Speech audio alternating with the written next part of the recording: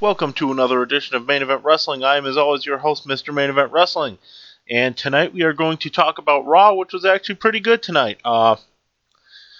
Let's get it started.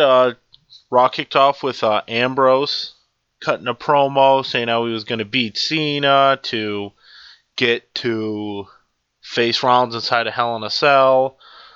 And then Cena comes out, and they go back and forth.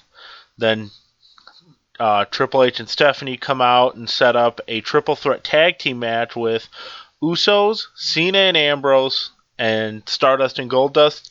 This match started off kind of slow. Wasn't anything spectacular, but it picked up at the end, and it was actually overall pretty good. Cena and Ambrose got the win.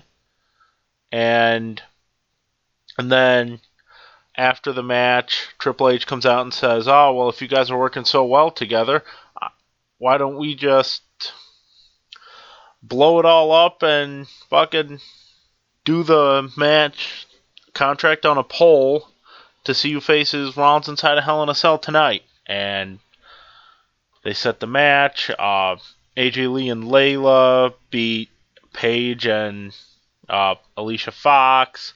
Ziggler and Orton had a hell of a match in the middle of the show. And it was just fantastic. It was back and forth. There was athleticism, and Dolph Ziggler's amazing. Everyone gives him the exact credit he deserves, except WWE. Some people do not give Randy Orton the credit he deserves. I think he is one of the most talented in-ring competitors on the roster.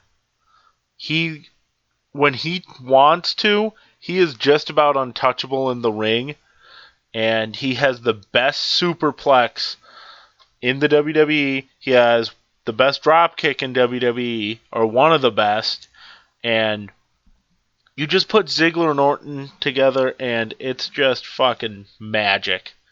And it was tonight. And Orton got the win when he counters a Famouser into an RKO. And then Seth Rollins versus Jack Swagger. And they put two matches with four really good in-ring competitors back to back. I mean, Orton and Ziggler and Rollins, and Swagger's underrated. He is over as shit. Why are they not pushing him more?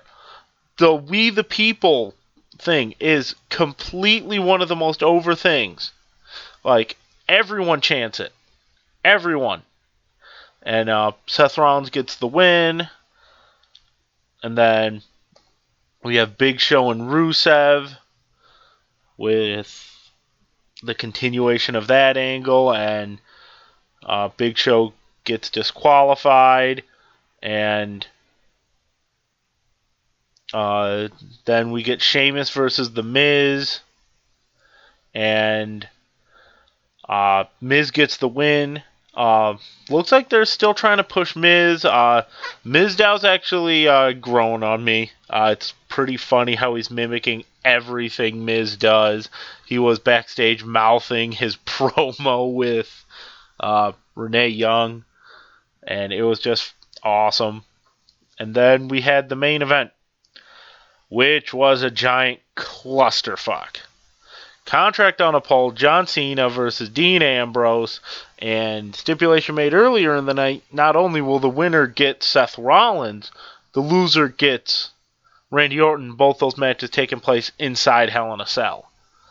And Dean Ambrose gets the win after a big fight breaks out, and he sneaks in the back door and grabs the contract. And so we know the two main events for Hell in a Cell are Orton versus Cena, number 1,253, and Rollins versus Ambrose. Orton Cena, they already had a Hell in a Cell match. It was okay. And I think